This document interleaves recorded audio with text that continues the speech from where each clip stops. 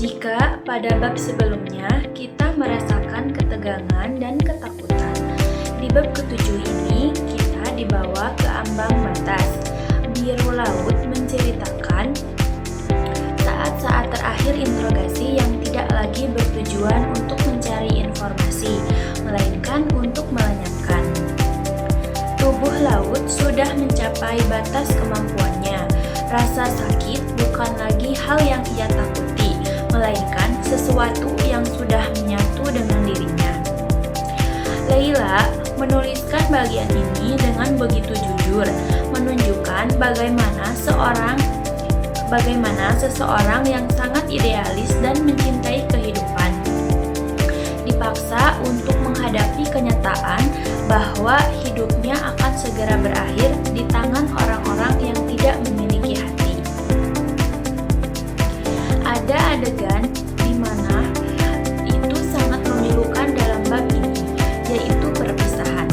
Meski terpisah oleh dinding sel, Laut bisa merasakan keberadaan kawan-kawannya untuk terakhir kalinya. Mereka saling mengirim sinyal, bukan lagi tentang perjuangan politik, melainkan tentang perpisahan. Kita sebagai pembaca melihat Laut yang tetap teguh.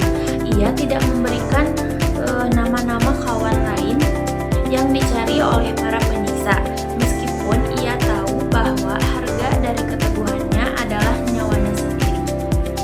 Disinilah letak heroisme yang sesungguhnya, keberanian untuk tidak mengkhianati kawan meski berada di depan liang kubur. Saat disiksa hingga ke titik terendah, Laut mengalami semacam transendensi. Ia melepaskan diri dari raga yang sakit. Ia kembali ke memori masa kecilnya yang paling indah, ke dalam kenangan bersama keluarganya dan ke cinta yang pernah ia rasakan. Bagian ini ditulis dengan gaya yang sangat puitis. Laut seolah sedang bercerita kepada kita sebagai pembaca tentang apa yang ia rasakan saat ia perlahan kehilangan kesadaran.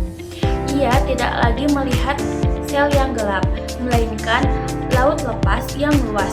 Itulah pesan terakhirnya, bahwa jiwa manusia tidak bisa dipenjara oleh jeruji besi atau peluru.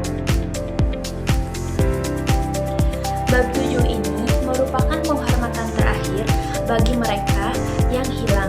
Meskipun fisik Biru Laut mungkin sudah tidak ada, ia tidak pernah benar-benar pergi.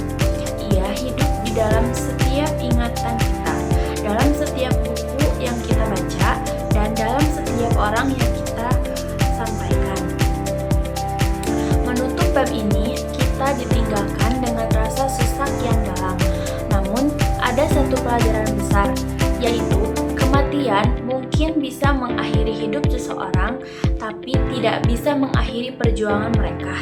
Biru Laut adalah simbol bahwa sejarah tidak boleh ditulis oleh pemenang yang kejam, melainkan harus diingat oleh kita, para saksi